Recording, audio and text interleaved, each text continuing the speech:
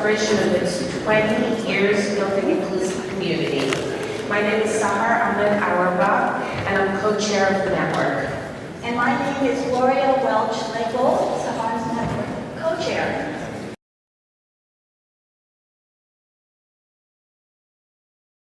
Okay, it's on. Well, good morning, everyone. It's so fantastic to see this room so filled to the brim and overflowing.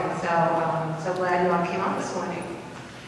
So as Tehar introduced, I'm Mary Ann DeBlasi, and I moved here to Winchester when I was just about to turn 7 years old, all the way from Medford, Massachusetts. I was born in Medford, and I was born with a birth condition called spina bifida. And essentially, spina bifida is a partial paralysis from the waist down. It can be from very, very minor, don't even know you have it, to relatively severe. So there's varying degrees. I typically walk with crutches, which these are not little flowers sticking out of my head. They're my crutches, but I also use a wheelchair when I want to go faster and further than I can walk with crutches. So I use my wheelchair today to represent my multi-mobility. So I grew up in Winchester, and my first school was that I attended elementary is Vincent Owen. And Vincent Owen, if you are aware of that school, was a school that was built on a hill with these two huge flights of stairs. And truly, why my parents ever built a house in a school district in Vincent Owen. Honestly, I wonder about that now as an adult. But when I was young, there was no ADA, there were no disability rights, there was no sense of a disability culture. And so what my parents' philosophy was, we treated you normal just like all the other kids. And that is how I grew up, is by adapting and accommodating to the environment around me. And so I don't even think it occurred to them that they were bringing their disabled daughter into a school with all these stairs. And I never thought of it either, just the way it was. So, and I lived more than a mile from the school, so that meant that I could walk to school. Oh no, I'm sorry, we lived just under a mile from school, which meant that I couldn't take the bus. And it was also too far to walk. So the town at that time was very, very nice, like I said, before ADA. They offered to have a taxi pick me up every morning, take me to school, and bring me home again at the end of the day, which was really very progressive on Winchester's part. There was no charge to my family. However, it also meant that I was separated from the other kids. All the other kids were walking to school, and I was passing them in a cab. And then when I got to school, I had to go up the flight of stairs inside the school where the teachers went, while the kids were outside going up the stairs because there were no railings on the outside stairs, no railings on inside. So my social isolation, really, as a child was pretty severe because of accessibility. And I'm just really thrilled to see an empty lot now with Vincent Owens. They've torn down the school, and they're going to be building a fully accessible school. So that was a childhood experience of growing up. And then I just went on to, of course, the high school, which was the new high school at the time. I'm aging, I'm really dating myself. And there was an elevator at the high school, which was fantastic. I went to Lynch, one level. So I was really, actually very blessed that I was able to be in environments where I was mainstreamed, is the term that they use, to be integrated with the public school system. Went on to college, went to work, got my first apartment, and I moved all the way, my first apartment to Malden. Then I moved to Stoneham, and then I moved back to Winchester, and I've been in Winchester for about 14 years. And each of those moves was because one of the criteria I was certainly looking for was a one-level, first-floor place to live, but it was not accessible housing. It was just living with everybody else. It happened to be in a home that was one level for me. And that is what brought me back to Winchester, was the condos, the Willows on Upper Cross Street. because they're townhouses, but they're really unique. The whole first level of all the units are one level. So it was a really wonderful, accessible home for me to live in. And then a few years later, my parents, who were aging, decided to move there as well, which was a really smart move because my mom really needs one level living now. She's elderly, and as we say, everybody's temporarily able-bodied, and so she is certainly needing this home right now. I'm going to wrap up by saying, though, that one of the, it was actually in preparation for this talk that I actually became more consciously aware of what is almost automatic for me. When I'm going to a new place, whether it's a job, whether it's a social event here, wherever it is, automatically I'm thinking about, is there handicap parking? Is there accessible? Is it stairs? Is there an elevator? And if I'm in my wheelchair, is there an accessible bathroom? So I'm thinking of all these things, and I just automatically ask these questions. And honestly, if there's a big flight of stairs, I can go upstairs. But very often I'll choose not to because it's too much energy and too much wear and tear on my left knee, which is starting to give me problems. So I'll choose not to. When I'm in my wheelchair and going around town in Winchester, I have a new insight into just that one threshold, that one step to get into a store, into any kind of establishment that most people say, oh, it's just one step, it's accessible. It's not. When you're in a wheelchair, it is not accessible. So there's a Mount Vernon Street, there's a lot of stores, Thompson Street, the whole section of the red brick building with bookends and the shoe store is. They're not accessible. There's a whole huge part of town that is not accessible if I'm in my wheelchair. However, when there is parking, when there is accessibility, to me, it's just this big, huge welcome sign in the window, and I feel welcome. Thank you.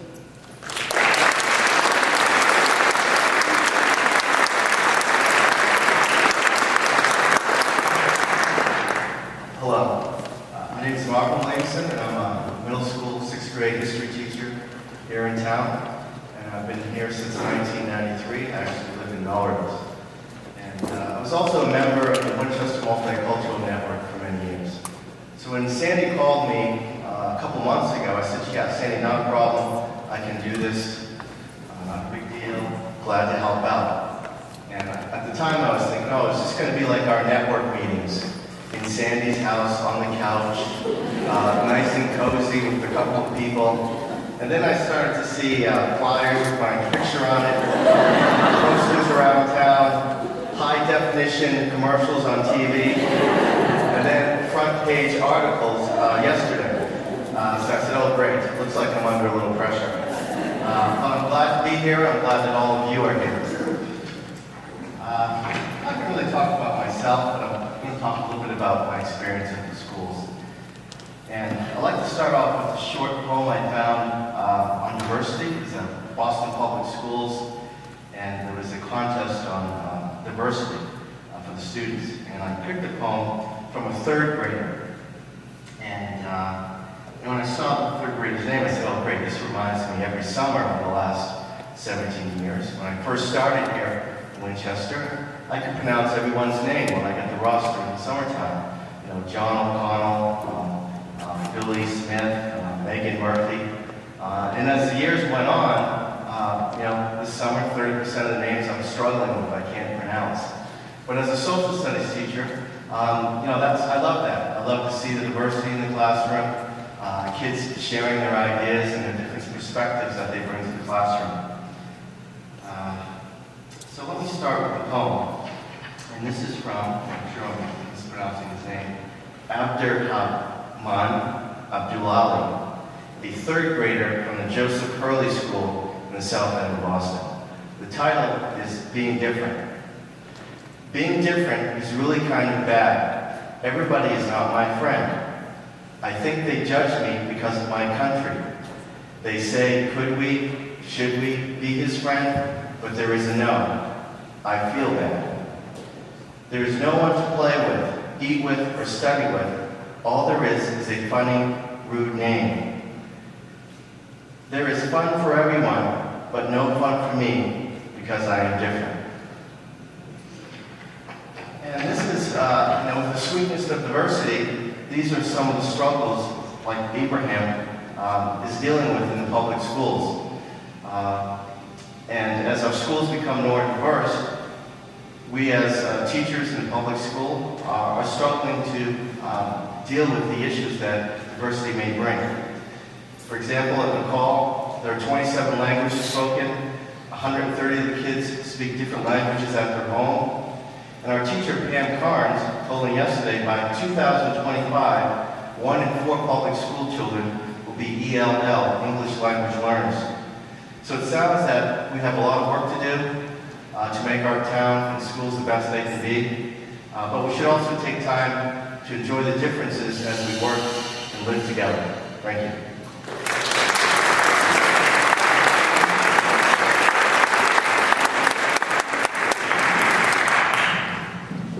Hi, my name is Jennifer Bradford, and I just want to thank Gloria and Sahar for inviting me to participate in today's conference. When I moved here 5 years ago from outside of Washington, D.C., I knew very little about Winchester. My husband had a job offer in Massachusetts, and we knew that our 2 criteria for our house hunt was close to Boston and Logan Airport for his business travel and a good school system. We found a real estate agent online, narrowed our search down to 2 towns, Winchester and Lexington, and basically came up for a weekend of house hunting. We spent the entire day with the agent, going to more than a dozen houses. At some point during the day, the real estate agent felt the need to basically try to persuade me to pick a house in Lexington. She informed me that Lexington had a much larger Asian population and we might be happier there. At the time, I was pretty surprised by what she had told us. At no point during the day did I inquire about the minority breakdowns in either town, nor mention that it was a factor in our house hunt. I didn't tell her, I didn't know if she was trying to tell me that Lexington would be better for us simply because I'm Asian, or if there was something wrong with Winchester, and that she was not elaborating on. As luck would have it, my husband and I found the only house on the market on our list that was new construction, and it was in Winchester. Because of that factor, we went with Winchester, and I'm so very glad that we did. We chose Winchester for being close to Boston and good schools and the new construction, but what we got was so much more. I've been so pleased to discover what a strong sense of community, family values, and caring for others that exists in Winchester. Joining the Family Action Network and participating in activities such as the Town Farmers Market, Bank of Fair, Town Day, and so forth, you really see what a tight community we have here. People and local businesses in town go out of their way to take the time to help others in the community. If there's a need, someone steps up to help out. Whether it's building a playground, a splash park, or track with private funds, people spend their personal time to try to make it happen. If tragedy falls upon a family in town, people rally together to help in whatever way possible, whether it's bringing meals or organizing a fundraiser. It's even something as small as a fender bender. Last October, I was parked downtown in front of Pizza Express. I was going store to store to sign up businesses for the annual trick-or-treating event that Dan co-hosts with the Winchester Recreation Department. When I returned to my car, a young woman from the toy store came running across the street to me and handed me a piece of paper. She basically told me that a truck had hit the back of my parked car, moved up 2 spots, and the man went into CVS. While I was waiting for the police officer to arrive to take a police report about that, a second woman drove by, stopped, rolled down her window, and said, "Hey, that truck parked up there just hit your car." Basically, this guy did $2,000 in damage in my car, and if it wasn't for these folks stopping to help a complete stranger, I never would have known about it, because really, how often do you look at the back of your car when you're parked? Although I'm not a long-time resident as compared to some of my fellow panelists, even in the last 5 years, I've seen a noticeable increase in the number of minorities that have moved to town. I think this will only add to the richness and complexity of our community. In preparation for this conference, I spoke to parents at several Winchester preschools. The bulk of the fan membership are the infant toddler set, and inquired about the multicultural activities in their schools. I'm pleased to report that all of the parents told me that their schools were trying to educate their students to embrace multiculturalism. Parents are invited to come in and make presentations. Holidays from around the world are celebrated and discussed. Food is sampled and crafts are made in conjunction with the presentations. When I look in the mirror, the first thing I see is not an Asian person. I just see me. When I go around town, I don't expect to be treated differently, and I don't feel that people in town do treat me differently. And maybe it's because I'm a first-generation American and English is my first language, but it just hasn't been my experience in town to be treated otherwise. I informally polled a few friends and found that they too did not feel that they or their kids are treated differently. Granted, I can't speak for everyone in town, but I'm glad to know that I'm not alone in my observations. I think kids learn by example, and if they don't see their parents treating others differently or being treated differently, they won't either.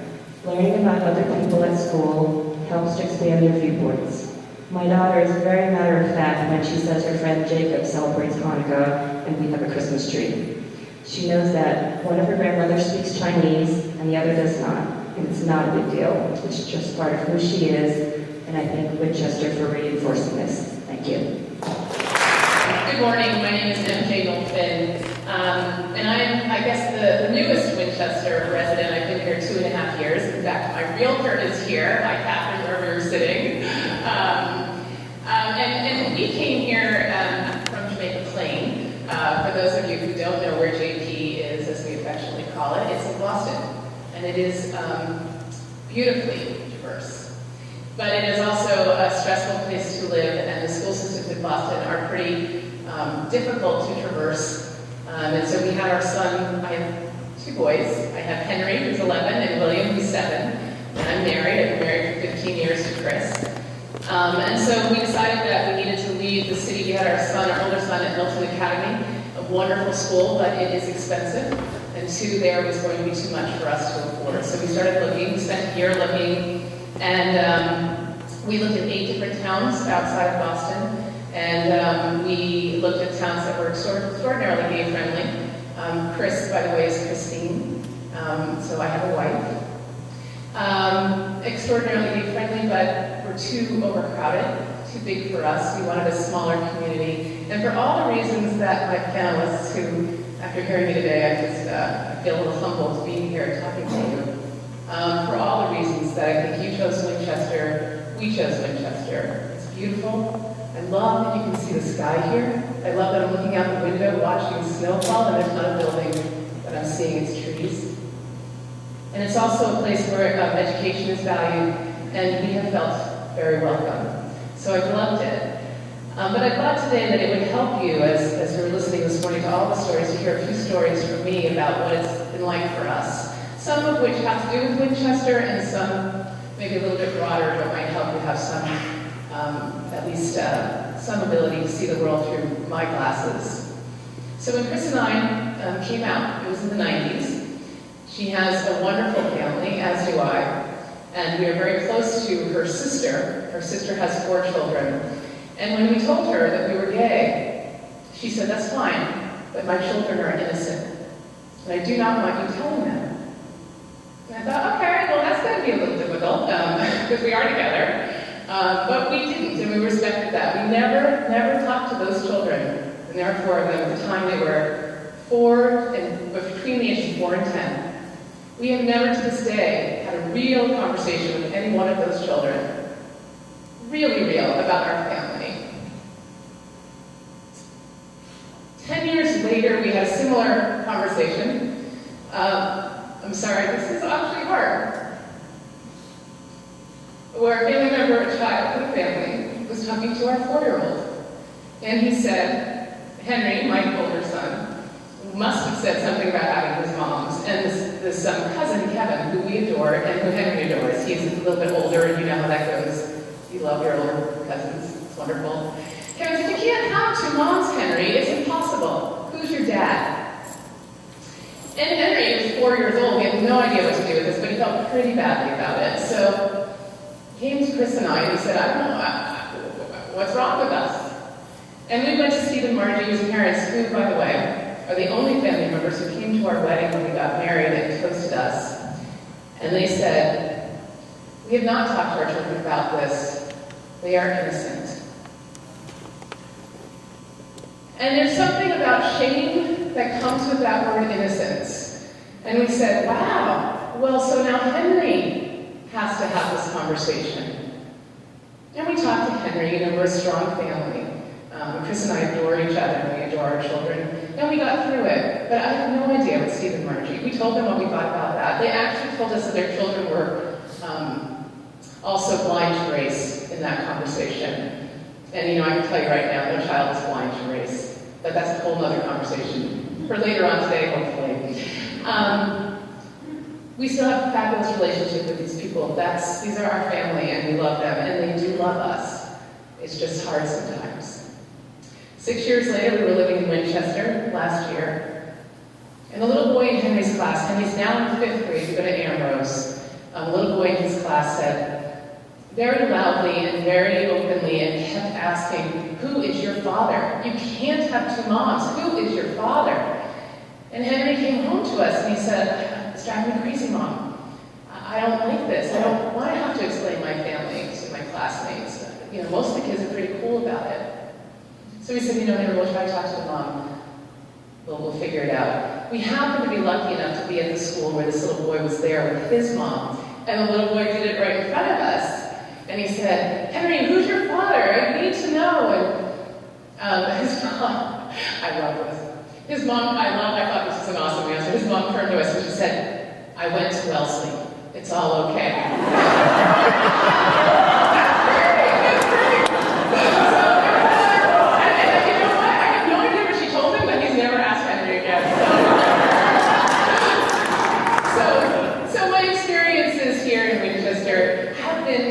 Relatively positive.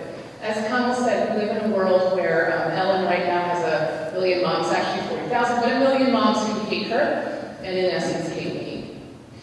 But I do feel like Winchester has been a place where even asking me to be on this panel today is a huge effort on the part of this community. And I think on behalf of all of us, and I do want to tell you just another quick story that for us it's all about coming out all the time. I don't think that I look gay. If I was 5 inches shorter, maybe a little bit heavier, maybe had a few more piercings, and maybe had a buzz cut, maybe we'd say she could be, right? But I don't think I look like a lesbian. So when I'm chatting with moms all the time, because Winchester is a sports town, on the sidelines at some game or for some practice, we often get into conversations about our families, about our kids, about life, and inevitably, in a lovely way, and as they should, I'm asked about my husband. And there's a moment where I have to stop, and I have to think about that. And I know I'm going to say I don't have a husband, I have a wife. And there's going to be a moment, a pause, where their whole reality shifts. And thankfully, there's usually just a pause and the continuation of the conversation. Very, very rarely has it become uncomfortable. And in some cases, people will share their differences with me, and I am so honored and privileged to have that happen, because it really bonds me to them. So I guess I leave you after hearing the stories today, and sort of what we all really want is, I think we all want to belong, don't we? When you think about what was so hard about high school, isn't it the times when you didn't feel like you belonged, and you felt like another? I think that poem that Marvin read was beautiful. I have a quote from a young woman who's disabled. She lives in Canada, and I've been doing a lot of reading about belonging and difference over the past few weeks as I was asked to be on this. And I love this quote because I think it is so much about what this is all about. She says, to me, inclusion is belonging. It's being with everyone else and feeling a part of what they're doing. It is acceptance and knowing that you fit in. You're no different than any of the others. You feel safe, you feel secure, and you feel strong. You can be yourself. And I hope today, as we all go through these conversations and beyond, that we continue to make this a community where people feel safe and secure and strong. Thank you so much.